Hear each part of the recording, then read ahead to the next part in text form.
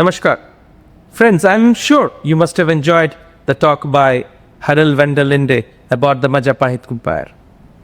Harold's talk was followed by William Dalrymple, who spoke about the Golden Road, his latest book, which in many ways connects India and Indonesia. In his talk, he also spoke about the universal language which India gifted to the world. I don't want to spill any beans. Come, let's listen to his talk. So thanks to me being late, I'm afraid we're going back to front, as Harold said, and we're now going to go back 1,000 years from the great days of Majapahit and the founding of Jakarta, which I had no idea was the original name. How wonderful. Next slide, if we could. So most people here, I'm sure, will have been brought up very familiar with this idea of the Silk Road, which is an idea which I think now dominates all conceptions of East-West travel and East-West cultural relations. It's an idea which is very attractive in all sorts of ways. It's sort of marvelously transnational. The idea of a road linking the Mediterranean with the South China Sea, involving wonderful names like Samarkand and Yarkand and Tashkent. An idea which works at a number of levels. It works at the idea of, it's a Netflix movie with Marco Polo and Mongol princesses. It works at the level of going on a nice holiday in Central Asia. It works at the level of an academic curricula. You now have professors of Silk Road studies in Oxford and Cambridge and other places. And it works obviously at the level of geopolitics, because the Chinese have built the entire Belt and Road project on top of this conception. It may come as a bit of a surprise, therefore, that this is not an ancient idea. There is no reference to the Silk Road in any ancient source, Chinese or Western.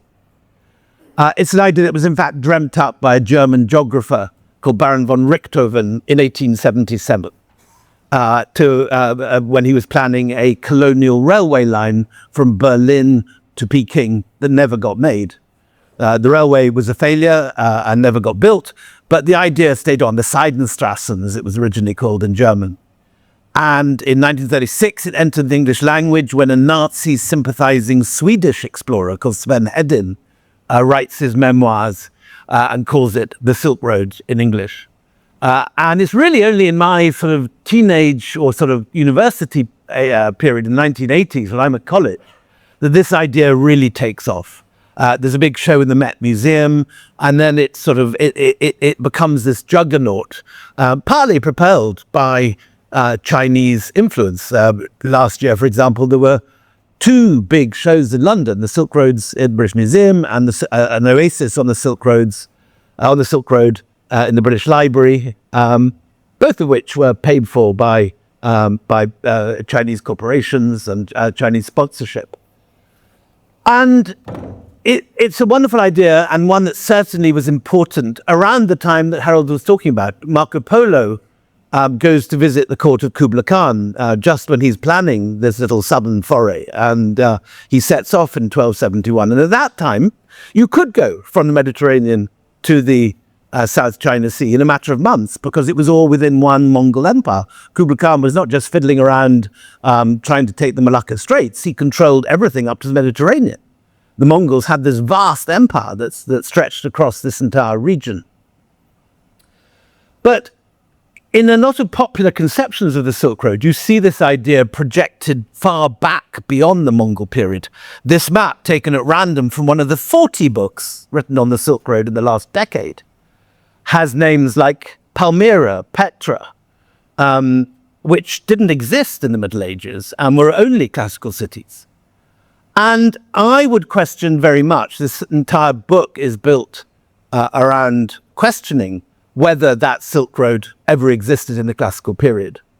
Another point about the Silk Road, as you can see with this map, is it completely marginalizes India. India on this map is thousands of miles south of where all the action is taking place.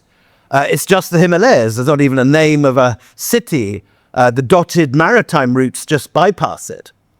And this is very problematic because it's very clear in the sources that in actual fact, East-West trade in the classical period was entirely centered on India. Rome, number one trading partner, was India. And there are more Roman coins in India than in any other country outside the Roman Empire itself. Next slide. If you chart where Roman coin hoards are found, they're obviously mainly in the Roman Empire, in Italy, in France, in Spain, in Germany. Each one of these little orange discs represents a coin hoard where 50 or more Roman aurei have been found, the gold coins. Now, as you can see, there is no horizontal line crossing where that Silk Road is meant to take place. In fact, no coins at all in Persia or in China. Not one Roman coin has ever been found in China, for the very good reason that the Romans and the Chinese had really no clear idea of each other's existence. There are references in late Han sources to Darquin, which is probably Rome, and one Roman trading manual called the Periplus of the Erythraean Sea talks about a city called Thena, which is far away and difficult to get to. You know, here be dragons, something beyond anywhere anyone has been. But the same trading manual, the Periplus, knows the detail of every single West Indian port. Why? Because it was very easy to get there from Roman Egypt. It just took 6 weeks' voyage down the Red Sea, past Aden, and suddenly you're in Kerala, in Gujarat, or in Sindh, as you can see very clearly in this map. And if you look at the bottom right-hand corner of this map, it's bright orange because hundreds of thousands of Roman coins have been found in India. So on one hand, we have this popular mythology of a Silk Road, which in the classical period never existed. And on the other hand, we have an actual trading route, which was extremely active, which in a popular conception has been entirely forgotten. And it isn't just archaeology. If you look at the classical sources, it's very clear. Pliny, who's a sort of MAGA supporter from the 100 AD, a sort of conservative naval commander, complains that India, he says, is the drain of all the precious metals in the world. He is worried that what he would probably call the metropolitan elite, these sort of rich Roman ladies, are spending the wealth of Rome on unnecessary fripperies like silks, which he says are bought in India. And the Periplus says are bought in India. No Roman bought silk from China because they didn't know where China was. They bought it from Gujarat, according to the Periplus.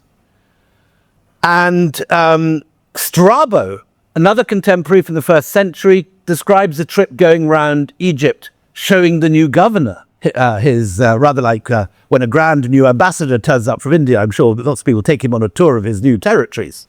So in the same way, Strabo acts as the guide for the new Roman governor of Egypt. And when he gets to the Red Sea, he sees a fleet of 250 vessels waiting to sail to India once the monsoon winds have got in the right direction. So we have whole fleets leaving Roman Egypt every year, sailing to India, doing their business and sailing back, and equally Indian fleets leaving Kerala, Sindh and Gujarat and sailing to Roman Egypt, just this little stretch of water at the bottom of the map through Aden, where the suspicious number of orange dots indicating the Roman trading networks, and arriving on the Red Sea coast. And once you've arrived in Egypt, you can go to Alexandria, sell your goods, go and see the pyramids, go to a show, and then you have to be back on the Red Sea coast in time to catch the winds, which change direction every year, every 6 months.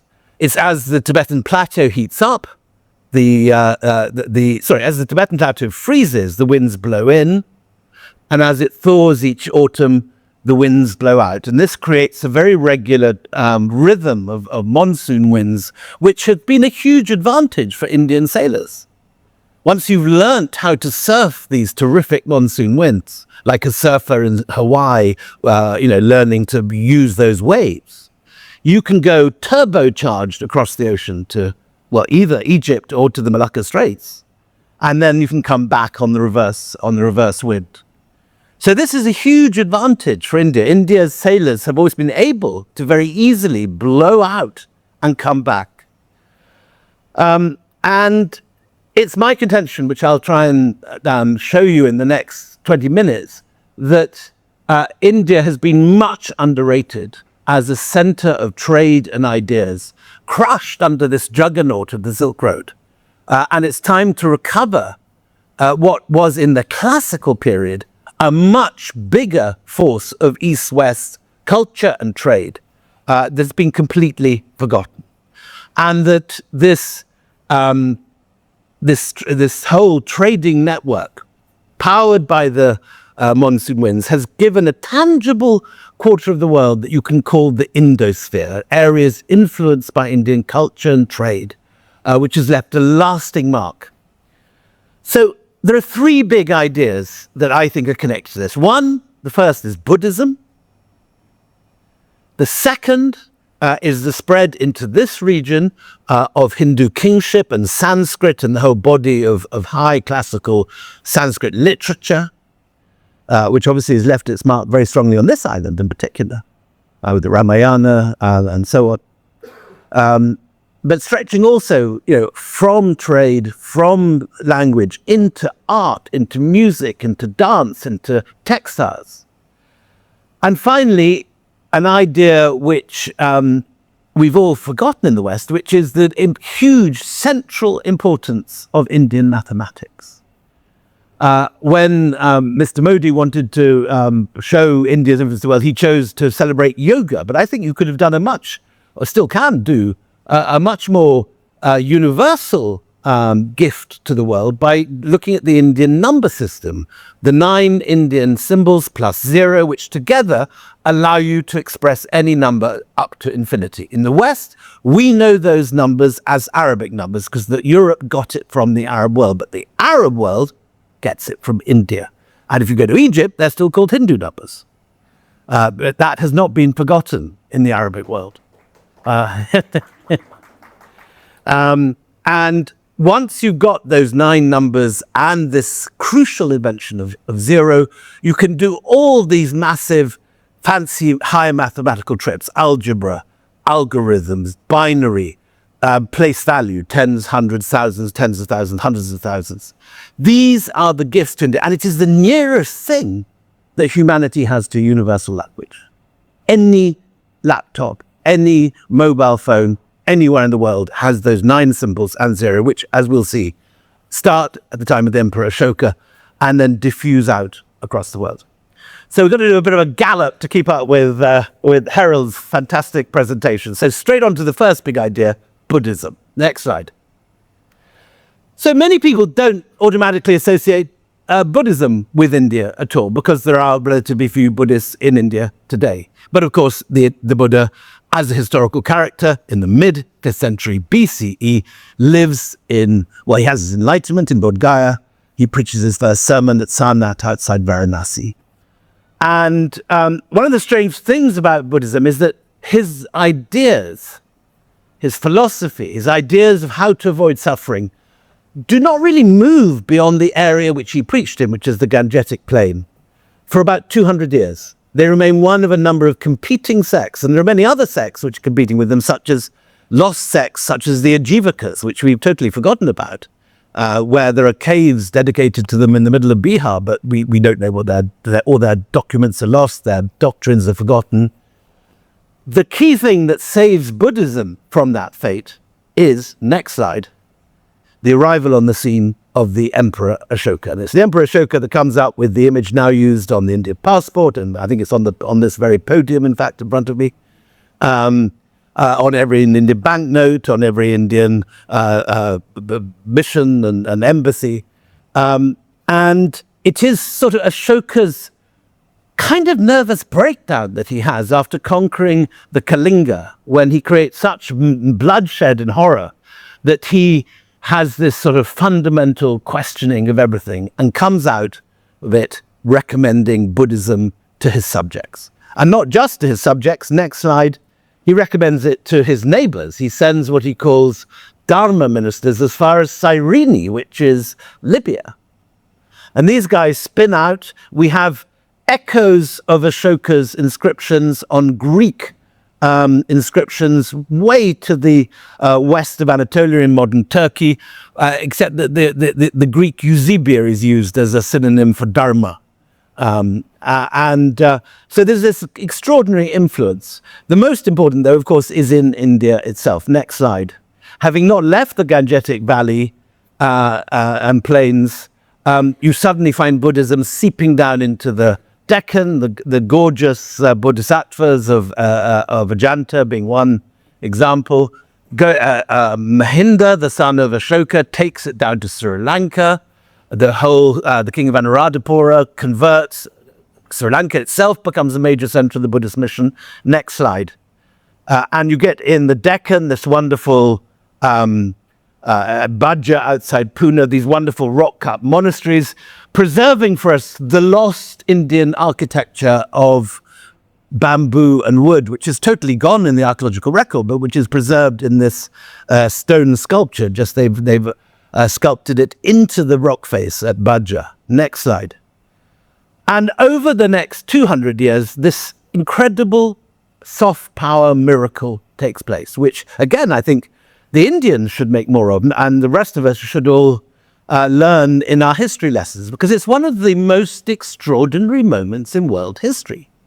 Most religions pass along with empires. If you look at how Christianity spreads, for example, to Latin America, it spreads through the conquistadors and the conquests of the Spanish and the Portuguese. Obviously, Islam initially travels with the armies of the Prophet. But the spread of Buddhism throughout Asia happens without a sword being unsheathed, without a spear being thrown, and without an arrow being fired. It passes along trade routes with merchants, and there is this odd and unexpected symbiosis between the monasteries and the traders. Those of us brought up in the West with Hollywood movies often associate Buddhism with a sort of otherworldliness, so that Buddhist lamas sort of hover in the air like Marvel superheroes. In reality, early Buddhism is deeply capitalistic. They lend money for the monasteries with interest rates. The monasteries act as caravanserais for traveling traders. And we have wonderful descriptions of merchants who've borrowed money from the monks, giving it back at the end of a successful voyage with interest, and which has the equivalent, just like a sort of a successful entrepreneur setting up some philanthropic organization today, in a sense, to greenwash his reputation at the end of having committed sort of environmental carnage, probably in the course of his career. So at this period, you see merchants giving money to monasteries in order to build great monasteries, to sort of karmically greenwash their reputation and their bad karma accumulated during their careers. So the orange, the kind of red-orange, is the original spread of Buddhism, which is more or less what happened in the reign of the Buddha. But suddenly, from the time of Ashoka onwards, we have the arrows going down through the Deccan, through Ajanta and Ellora, down to Sri Lanka, but also northwestwards through Pakistan and Afghanistan to Bactria. Again, other routes passing through Lhasa in Tibet, to Dunhuang and Xinjiang, through Mongolia, and beyond this map into Siberia. Other routes again on the southern side of the Gobi and the Taklamakan Desert to Chang'an, the great terminus of many trade routes, and then on to Korea and Japan, and down through China to Vietnam, Burma, Laos, Siam, Cambodia, and the islands of Indonesia, and to the Philippines. And this is an unparalleled moment of cultural diffusion, not by conquest, not with armies, but by the sheer sophistication and attractiveness of the ideas passed by monks and missionaries over a period of 400 or 500 years. And it changes the face of Asia forever. To this day, when you go to Japan, you still see not only Buddhist monks, but images of Ganesha. When you go to Cambodia or Vietnam, there are Buddhist stupas, and to Sri Lanka. This is a permanent transformation which took place at this period. And we should hear more about it, because it is one of the great transformative moments of world history. Next slide. And by the 1st century, this is the Periplus of the Erythraean Sea. It sounds a complicated name, but just think of it as the Lonely Planet or the Rough Guide of the 1st century. And this is a Roman travel guide for merchants leaving Egypt, traveling down the Red Sea, past Ethiopia, past Aden, and here are all the coasts, all the ports on the West Indian coast that it gives detailed information about. By detailed, I mean specific to each port. So, for example, Barigaza in the kind of armpit of Gujarat, modern Bharuch. It says that any Roman heading there should pack a cargo full of castrati Roman singing boys, because the king of Gujarat has a particular taste for this. And so on and so forth down the entire coast. A few knows a little bit about the east coast. It knows about Tamrilipti and the Ganges. It knows some of the southern ports in Tamil Nadu, particularly Poduka, south of Pondicherry, which was dug by initially Mortimer Wheeler in the 20s. He found Roman remains there and thought that it was a Roman trading post. We now know that Romans stopped there, but it was a Satavahana trading post run by the Satavahana kings, where Romans showed up, but they didn't build it or run it. And again, this map is useful because it shows the sheer size of Tibet. That's how these winds are created. The winds blowing in winter, out again in summer, creating this enormous diffusion. And this is a very big deal. Next slide. To this day, we are expanding our knowledge of how far Buddhism reached. This turns up halfway through when I'm writing my book. Beautiful Buddha head, but not in the black schist of Gandhara, which is what the style looks like, but in the white Proconnesian marble from the Marmara Sea opposite Istanbul. Some strange syncretism going on with Sol Invictus or Mithras or one of the solar deities.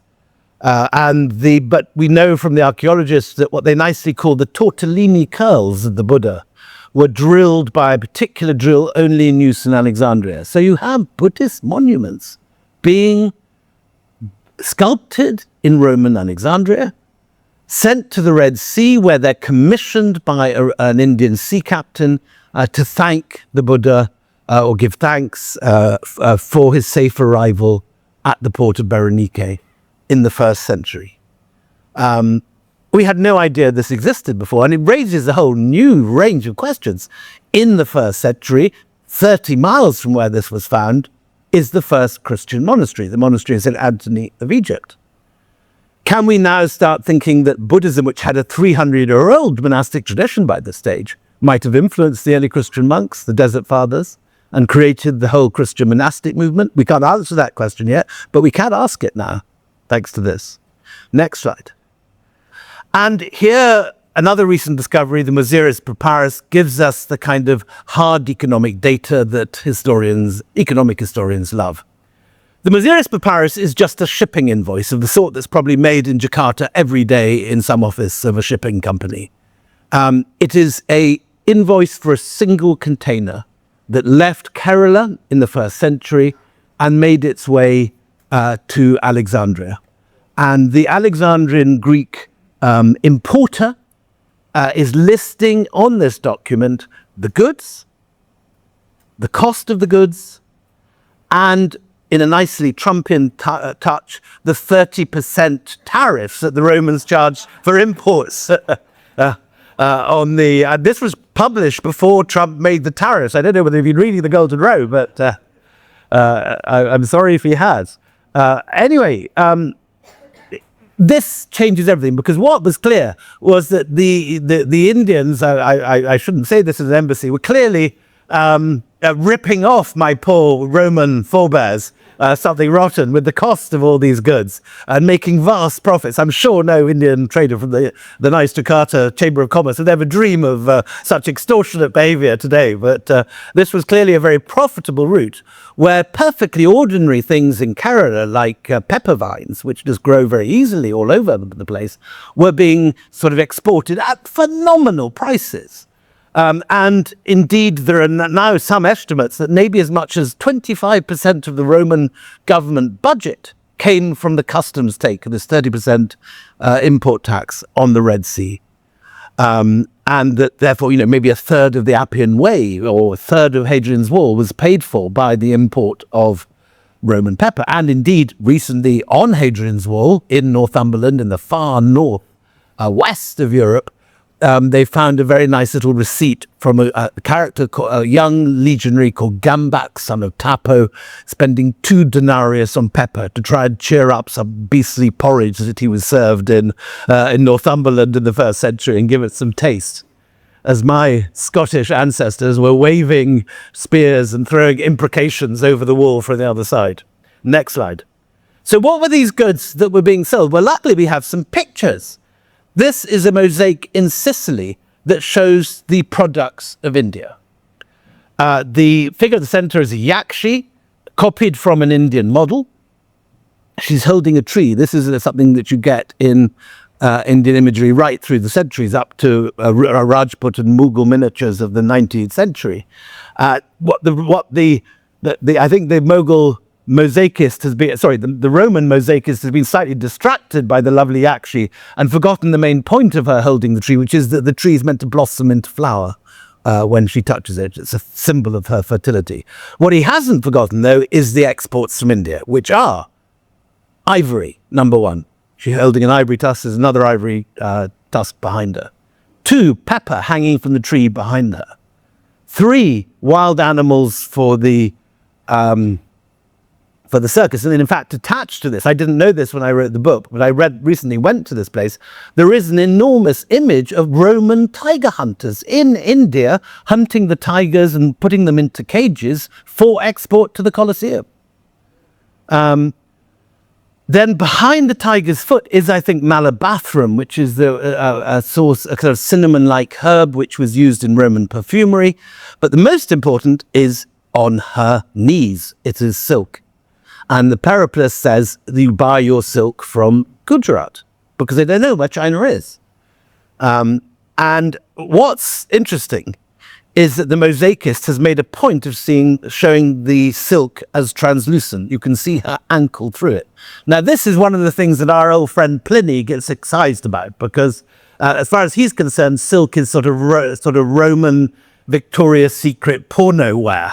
And that women used to sort of turn up at parties wearing this sort of semi-translucent clothes so that you could see everything below. And he regards this as sort of, exactly the sort of thing that the Roman metropolitan elite would do. He's also very upset by pepper, that he regards as a sort of woke spice that, what are these young people doing, wasting money on this hopeless stuff. And he has a point about the silk, incidentally, because we know about one of Nero's mistresses called Lolina Paulina, who used to turn up at parties basically naked, wearing a single wrap of translucent silk. And she used to wear Indian diamonds on her head, Indian garnets in her tummy button, and Indian pearls on her shoes. And this is just the end, as far as Penny concerned. What are they doing, wasting money on this? The wealth of Rome guttering into Indian pockets because of these rich. If he was living in India, he'd call it Lutyens' Delhi, doing their wasting money on these fripperies.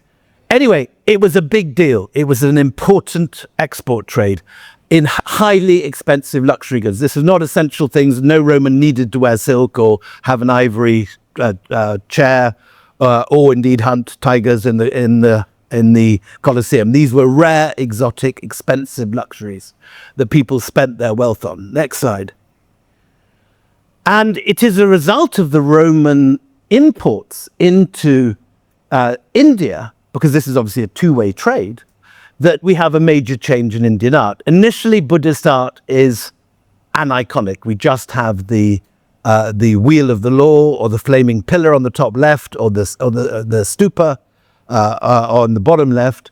The Buddha is not shown. And then bingo, after this Roman trade gets going in the 1st century CE, next slide, suddenly the Bodhisattva appears looking very like a Roman emperor. On the left is Augustus from the Forum. On the right is a Bodhisattva from Peshawar. And if you look at the drapery, it's clearly modeled on the Roman original. Next slide. And these ideas, this mixed Buddhist, Roman, classicized art, heads into Afghanistan, next slide, and into China. And by the 2nd century AD, you're getting these Gandharan images, but with now very Chinese-looking faces. Next slide. And on the left here, we've got a bodhisattva from Mathura, south of Delhi. On the right, we've got a sort of Chinese copy from Gansu. And this art passes into Western China, next slide, to this crucial site, Nalanda, which the Indians in the audience will know, but probably no one else, because Nalanda is not as well known as it should be. It is, however, equally important as the Library of Alexandria, and it is the Library of Alexandria of Asia. A 9-story library with 3 massive sections containing not only all the texts of Buddhism, but also all the great learning of Asia gathered.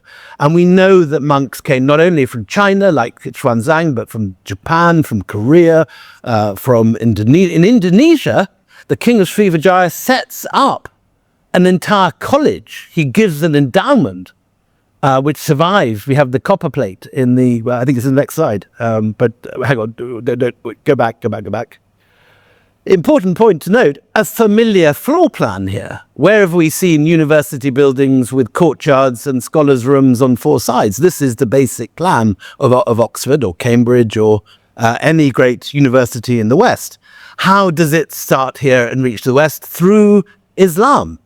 The Madrasa of Islam takes on this plan in the early Abbasid period, and this plan spreads through North Africa into Islamic Spain, and the first universities in Europe are in Spain, Bologna, Salerno, on the edge of Islamic Spain. And it then spreads later in the 13th century and 12th century to Oxford and Cambridge. Next slide.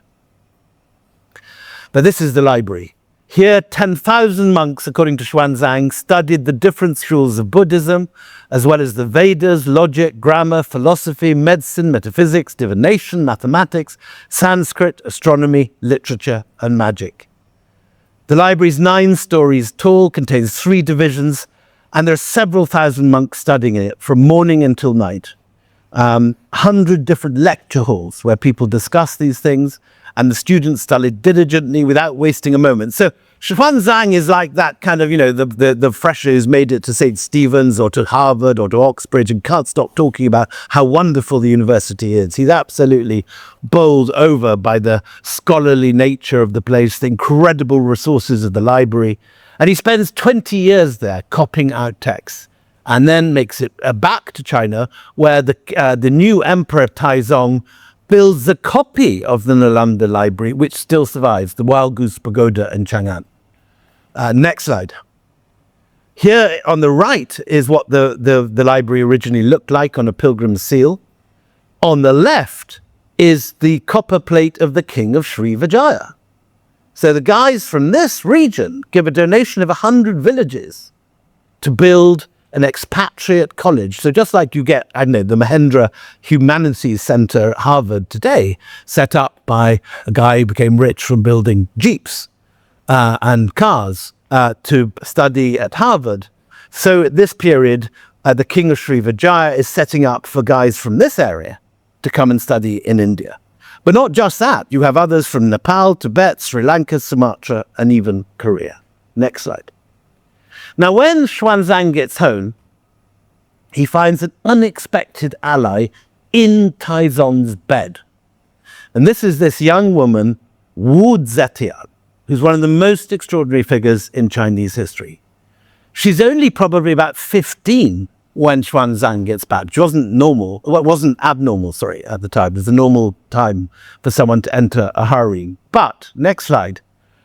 She behaves unusually from the beginning. She starts off as the mistress of Taizong and somehow manages to jump into the bed of his son before Taizong dies, or maybe as Taizong is dying and moves into his father's apartment, so that when he dies, rather than being put into a nunnery like most wives, she manages to be the next empress. Now, she doesn't look like much here, I have to say, in this woodcut, but look at the Chinese soap opera. Next slide. You get a much better idea of what's going on here. And so we have to move from the bottom sort of anti-clockwise. So this is what she looks like at the time she's seducing Taizong and Gaizong. She gets Gaizong in the top right, becomes the empress, and then he has a stroke and she becomes the regent. And then top left, he dies, and rather than be put in a nunnery, she takes over. The only woman to become an emperor in 3,000 years of Chinese history. How did she do this? She does this by the means of her own sort of Project 2025. She has a think tank, which is called the Scholars of the Lorden Gate, and they are Nalanda monks. Some of them are Indian, most of them are Chinese, but they're ex-Nalanda, and the Confucians do not allow women to rule. So she is Buddhist, and she produces a kind of Buddhist coup d'etat. And for the course of that one reign, which lasts 50 years, she turns China into a Buddhist state. So for this one period of 50 years, which is the high watermark of Indian influence in Asia, China goes over to an Indian religion. Now, lots of things obviously come out of China in the opposite direction. Gunpowder, paper, water mills. China's given a huge amount to the planet, but nothing is comparable to the takeover of China by an Indian religion, Buddhism. It's one of the great cultural transformations of history, and incredibly unlikely because the Chinese do not naturally like other people's ideas. When the British turn up in the 18th century, when Lord Macartney goes in 1783, he spends 10 years amassing hot air balloons and telescopes and all the gizmos that 18th century London could produce to dazzle the Chinese. And the emperor merely says, "We have no need of your knickknacks," and walks out, leaving the Brits sort of floundering. And you find this in Indian texts. There's a whole lot of Buddhist texts about Indian Buddhist princes coming to Savarnabhumi to make their fortunes. The Ramayana has... I think Hanuman tells Sugriva Sugriva tells Hanuman, rather, that if he goes to Savarnabhumi, he just has to stamp his foot and gold dust will fly in the air. It's this area renowned for its riches, and particularly Kutai, which is Borneo is probably Svarnadvipa of the Ramayana, is a major source of gold. So, suddenly, next side, we get these famous boats from Borobudur sailing in both directions. And we'll be off, Harold and I will be off to tomorrow, which will be very nice. And these wonderful ships sailing again with the monsoon winds, cross the ocean, next side. And from about 500 AD, you get this sudden arrival of all this stuff. On the left, a Buddhist bronze from Malaysia, from the Bujang Valley, lingams, yonis, images of Lord Shiva, where there had been nothing in 300 or 400 AD, suddenly about 500, it floods into this region. Next slide. And in particularly at Okeo, on the Mekong Delta, now in Cambodia, but on the borders of Vietnam, and also spilling over Okeo is in Vietnam, Angkor Paret is in Cambodia, and we're looking at Angkor Paret, and particularly the earliest surviving complete temple in Southeast Asia, Ashram Maharaze, on the hill of Angkor Paret, in just south of Phnom Penh. And in this extraordinary temple, you get these massive early Vishnus and images of Lord Ram. And Okeo itself is built on an Indic plan, an Indic town planning model. Next slide. This is from Ashram Maharaze, and this is now in the National Museum in Phnom Penh. But what's interesting is that from the beginning, and this is very important, this looks something completely distinct from what's being made in India. You would never mistake this for a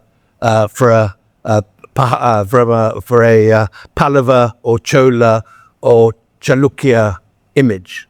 There are elements of Indian influence here, but he's wearing the local Khmer sampot, and his face is very Khmer. And next slide, you get all sorts of developments pretty quickly, which would never happen in India. So here, top right, Jayavarman II, who is briefly a hostage here in Java, and who then escapes and goes and founds the Angkor dynasty. Look at what he's holding. He's holding a discus and a conch. Now, that is saying, I am Lord Vishnu. You do not get that in Indian sculpture. You get Raja Chola with Lord Shiva, and blessed by Lord Shiva, but you don't get Raja Chola pretending that he is Lord Shiva. It's an important distinction. And so you get this institution very early on in Cambodia of the Devraj, the god king. And they take on the power of the deity in their form of Hinduism. And the Hinduism that develops in these lands is distinct from that of India. There is no caste. They drink beer. They eat pork. They have women Brahmins in Cambodia, which never happens in India. So in all these ways, from the beginning, it is strongly influenced by India, but it's not the same as India. It's distinct. Next slide. And this is the kind of thing that kicks it off. So we have, what's the guy called in the National Museum? Kadunga. That lovely early inscription just a mile away from here in the National Museum. You have a guy called Kadunga, which could be effectively this guy. He's surrounded by a bunch of Brahmins who look like they've escaped from the Naga Sadhu enclave in the Kumbh Mela with their top knots and all their piled up dreadlocked hair. They've got Brahmin cords very prominently displayed, and they are performing the Abhisheka ceremony under a canopy, pouring water over his shoulders. And bingo, Kadunga suddenly becomes Mahendravarman. And suddenly all these kings start taking on Sanskritic names and Sanskritic identities. Next slide. And not only do they take on Sanskritic language and administrative techniques, they also take on the Pallava Grantha or Southern Brahmi script, developed originally in Kanchipuram for the Pallavas, and which is the basis of modern Tamil and the basis of modern Malayalam, but also the basis of Mon, Pew, Khmer, Thai, all the scripts, pre-Islamic scripts in Southeast Asia derive from this one form of the script. This is in the National Museum, this color. Yeah. Pallava Grantha, now scholars seem to call it Southern Brahmi. I don't know why they opted for that. Anyway, it is developed, this form of script is developed in the Pallava court in Kanchipuram in Tamil Nadu. Next slide. And as well as this, you see this sacralization of the landscape in Southeast Asia. So a new Ayodhya is built outside Bangkok. A new Kurukshetra appears in Laos. And a new Ganges is now flowing down the middle of Southeast Asia. At the headwaters of the river, yonis and lingams are carved in the bank, not in the bank, in the bed of the river to sacralize it. And it is called Ma Ganga, or in the Khmer pronunciation, Mekong. Mekong. So suddenly all these names, almost all the principal Shaivite sanctuaries of India suddenly have a counterpart in the Khmer Empire. Next slide. And we begin to see amazing temples coming up very much on the Indic model. So on the left, we have the Shore Temple at Mahabalipuram, much used in Tamil movies. On the left, not far from here, Gedong Songo, with belching sulfur fumes from the geyser rising up behind it. Not identical, more Chinese influenced in the eaves, narrower doorways, but the same basic plan, and built 5 years after the Shore Temple. So very quickly, very much a sort of contemporary, effectively. Next slide. And then, by the 8th century, they are building bigger temples here in Java than they are in India. Now, why is that? It's because India at this point is divided into lots of rival mandalas of different kingdoms. So the Chalukyas are attacking the Pallavas, who are attacking the Cheras, who are both being attacked by the Cholas. And all these different kings are keeping each other in check. But in Southeast Asia, you have Srivijaya here in Indonesia, and you have the Khmer Empire breaking out from Cambodia into Thailand, into Laos, into Vietnam, into the Chan territories. And the result is that the Southeast Asian rulers have got more resources than the ones in India. So they're taking the ideas which are designed in miniature in India, and they're building them bigger here. You also get at Prambanan, which again, I think I expect Harold and I will be wandering around together before long. the earliest complete Ramayana cycle in India. There's not one surviving in India till Hampi in the 14th century. But Prabhanam, I think, is 9th century. And what an extraordinary... Every image is in this high Gupta style. 242 panels, I think, all around 3 temples, telling the complete Ramayana. But it's the Javanese Ramayana. It's not the Valmiki Ramayana. It's a slightly different version. And in all these things, it's very important to emphasize this is not just sort of transplanted Indian ideas. It comes here and it's transformed and redeveloped, retold, and internalized, and adapted. Next slide. Leading ultimately to the spectacular Borobudur. Next slide. Which we haven't got the mandala, sadly, but seen from the air, it's a mandala shape. And there's barely a single inscription surviving from Borobudur, which allows every scholar that wants to write their PhD on it to shoot into space virtually and come up with whatever ideas they like. But there was recently discovered a series of ostraka, these pilgrims' chants, which have linked Borobudur from the early construction period with the particular type of Mahayana Buddhism used by Vajrabodhi, who's this important figure who comes to Java. He's a Pallava prince. He's on his way to China. And the latest sort of theory that the academics seem to be happy with at the moment is that it shows the influence of Vajrabodhi's spiritual ideas. And it's a pupil of Vajrabodhi who comes up with the plan, according to the latest rash of academic papers. But again, there's so little information, it's very difficult to be certain. But again, jumping forward, by the time we get to Angkor in the 12th century,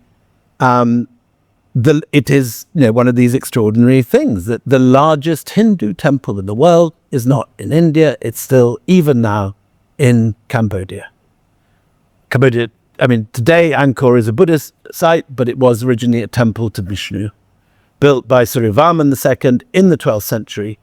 But it is, of all the sites, the one that clearly demonstrates how far Southeast Asian Hindu architecture has developed from Indian architecture. You can look at it half full or half empty, depending on how you want to look at it. It's the glass half full thesis is that almost every element that you can see here is derived from something that originates in India.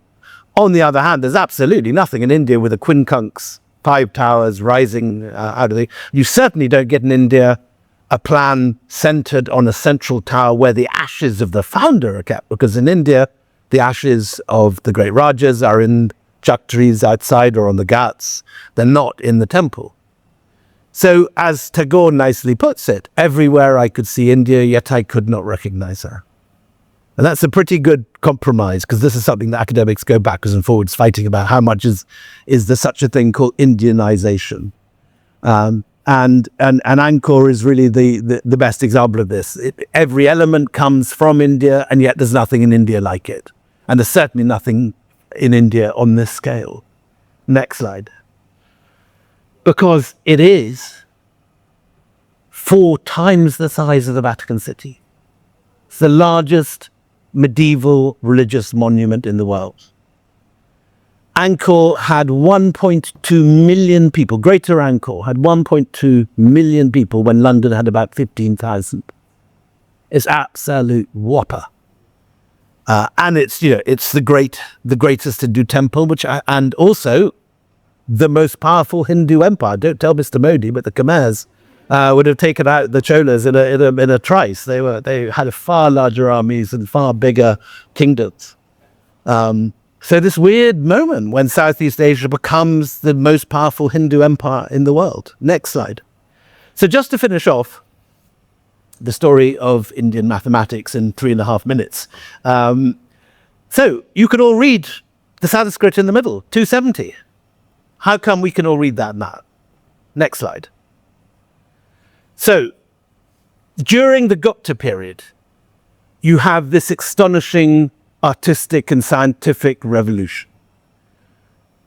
You get the Kalidasa composing Shakuntala and the great classics of Sanskrit poetry and plays. You get the Kama Sutra telling young men at court what to do of a boring evening. And this is the period that Aryabhatta and Brahmagupta are developing their mathematics. Now, what's fascinating is that in some old scholarly versions of this, it's made out to be sort of, Vedic genius and pure national sort of brilliance. In reality, what's happening is what happens, of course, anywhere with any great research institute today. That Aryabhatta is taking not just Vedic mathematics, but he's mixing it with what are called the Yavana Sutras from Greece, probably Euclid or Pythagoras or Archimedes. Babylonian ideas, Persian ideas, ancient Egyptian ideas, and taking all those ideas forward. Just like what will happen in NASA today. You have all these different geniuses, and they will gather the state of knowledge and then take it forward. And Aryabhatta comes up with the circumference of the Earth, the distance of the Earth to the Moon, the distance of the Earth to the Sun, the fact that we live in a heliocentric universe 1,000 years before Galileo. And then his ideas are taken on by Brahmagupta, who, unlike Aryabhatta, is not living in the center of things as Pataliputra. He's sitting meditating up on Mount Abu in Rajasthan. And he's meditating on Sunya, the void. And he has this great insight that zero is not an absence. It's not a placeholder. It's a number with its own powers.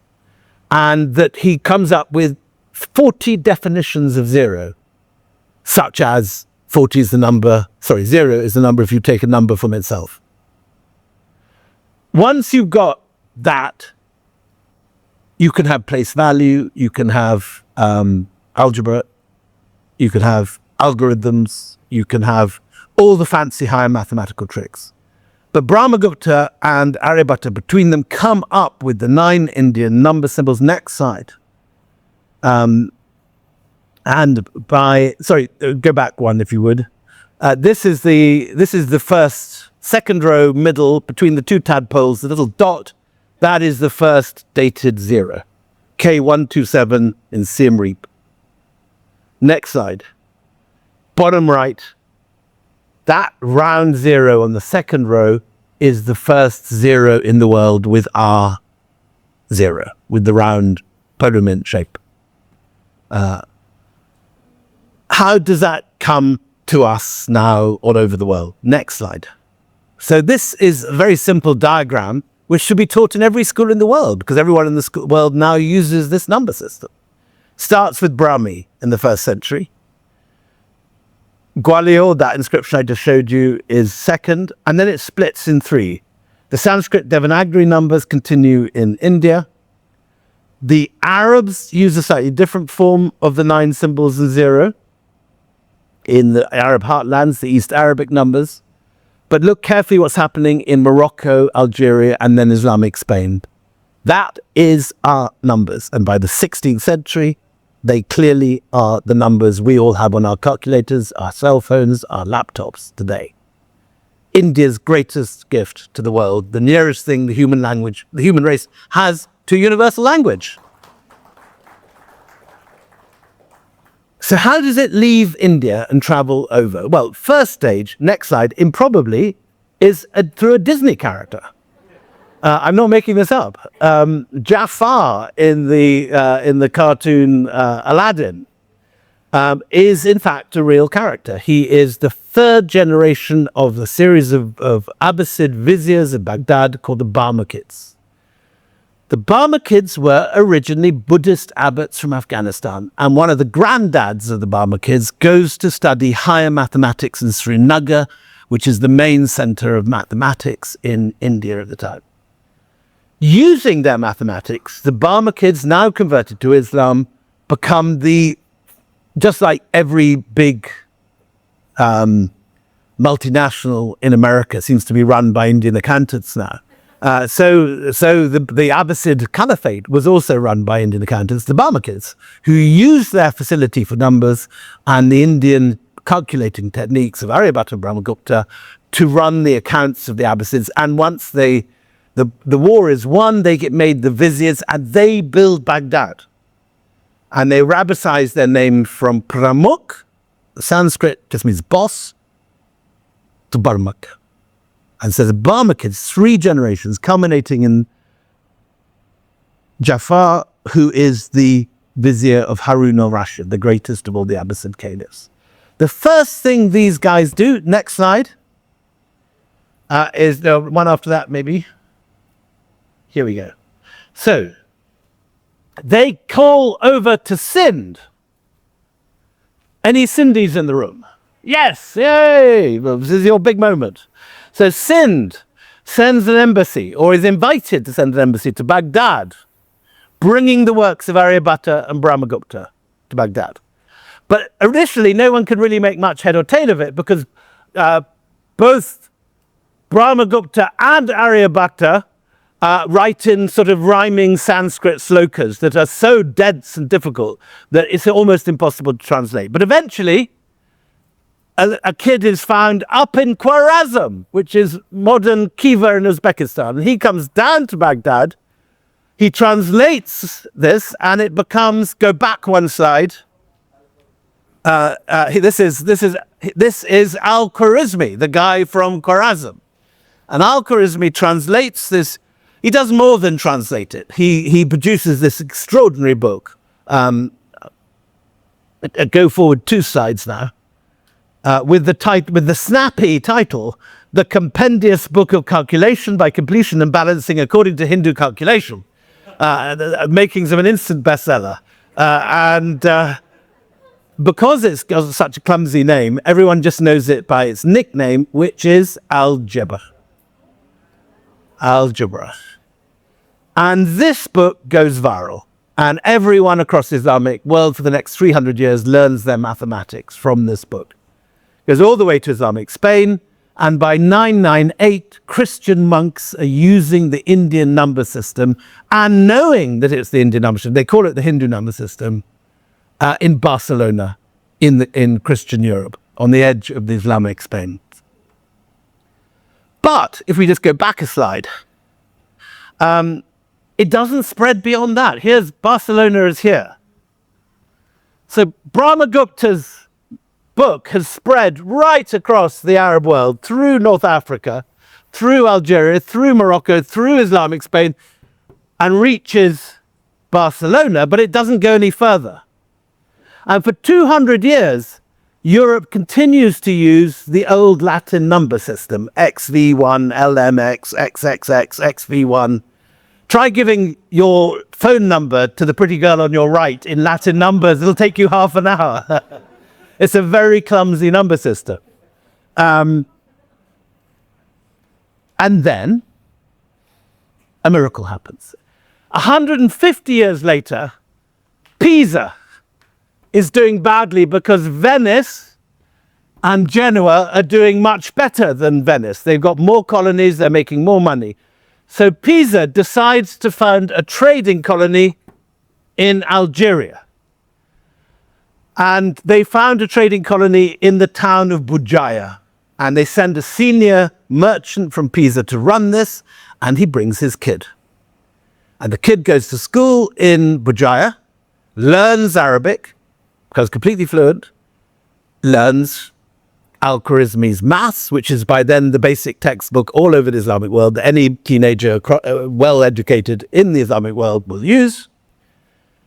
And then goes back to Pisa to find everyone still messing around with LMXV 111BVX.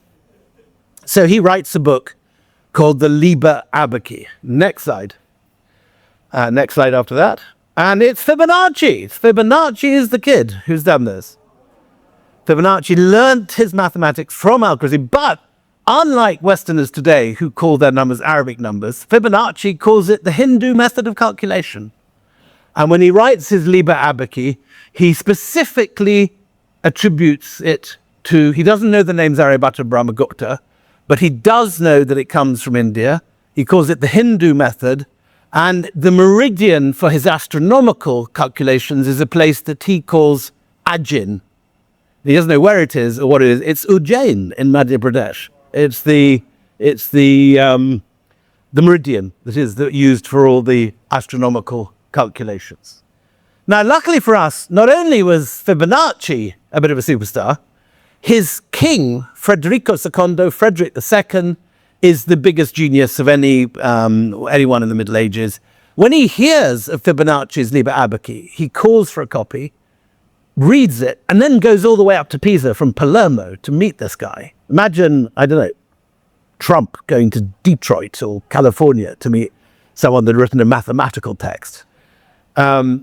And he then calls him, next slide, young Fibonacci. This is the Liber Abaci. This is the first text with the numbers on the right. Next slide. He calls him to his castle outside Trani in Puglia, beautiful castle, Castel del Monte, where, importantly, he introduces him to a Scotsman. Now, I want you to concentrate very hard on this element of the story. Much the most important bit of the story so far. At his court, the main astronomer is a guy called Michael Scott, from the Borders, like myself. Modesty forbids, who had left Scotland and gone off to study in Toledo, where he'd learned Arabic, and then finds his way to the court in Palermo, where he becomes, using all his Arabic learning, the court astronomer. He reads Fibonacci's Liber Abaci, thinks it's a work of genius, but is enough of a pragmatic Scotsman that he thinks it's too theoretical. He says it's got nothing that people can use in everyday life. So he says to Fibonacci, you need to add into this usury, interest rates, weights and measures, currency conversion, all the things that merchants can use so that this can actually be a help in a practical sense to ordinary people using numbers every day. So amazingly, Fibonacci writes a second edition of the Liber Abaci, which goes viral in medieval Italy and becomes the basis for the Italian banking revolution, next slide, through which the Medici make their fortune in Florence. The Medici, incidentally, Cosimo de' Medici briefly bans these numbers because he thinks they're too easily faked. And there's a terrible moment when he thinks that, I think someone had diddled him because they turned a naught into a 6 or a 6 into a naught. And he bans them, but eventually everyone persuades him that they can't do without these new numbers. Fibonacci's text then reaches Tuscany, next slide, where Piero della Francesco, the great Italian artist, writes 3 mathematical treatises, devises the mathematics of perspective, which bring about the great jump in the Renaissance painting that produces the great masterworks of the Renaissance. And these 3 mathematical treatises, after Piero's death, are carried by his friend Fra Luca Pacioli to Milan, where he shares it with his flatmate, who's a jobbing painter painting the Last Supper in a monastery in Milan, Leonardo da Vinci. So in 5 steps, you move from Leonardo da Vinci in Renaissance Milan to Piero, Fibonacci, Al-Khwarizmi, Brahmagupta and Abu, right back to Aryabhata in Pataliputra.